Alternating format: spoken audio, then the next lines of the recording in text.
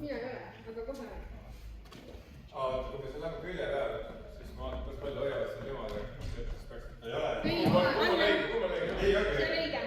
Alguses on see, eks, ja kui ma lähen küljele, siis ka, palun, sa lähed alla, siis sa oled põlvest all. 1, 2, 3, 2, 2, 3 ja see jääb siia.